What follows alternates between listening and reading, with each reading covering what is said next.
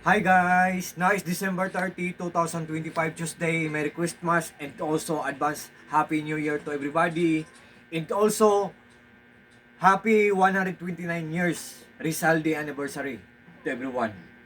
Guys, sa video kong to, i-flex ko ang aking reading glasses. Ito guys, oh.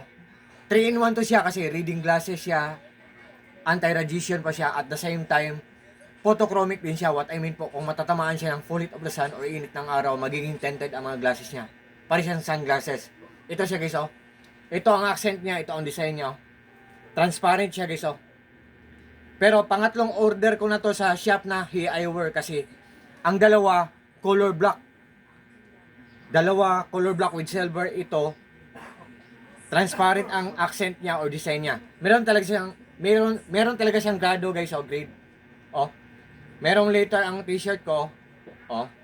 Tingnan nyo guys, oh. Ang grado nito is 1.25 positive. Pero kung negative ang sa inyo, i-add to cart nyo lang, makikita nyo ang mga choices doon. Negative or positive. Negative 1.25 or positive 1.25. So, guys, durable ito, pulidong-pulido. Ang ganda ng quality. Tapos, ang pinaka best part ng reading glasses nito, mura lang siya. Tapos with box pa siya, oh. Tapos ang wipe niya. Oh. Meron siyang wipe just in case na magiging may i-wipe natin, di ba? So yan. With box siya.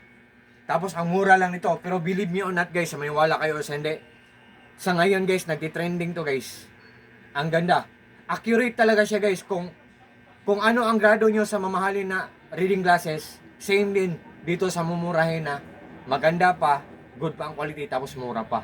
So guys, tingnan nyo lang sa link ko o sa Yellow Basket ko. So sa lahat po ng mga friends ko dyan, thank you po sa trust at suporta. God bless po sa ating lahat, or God bless us all, and that's all.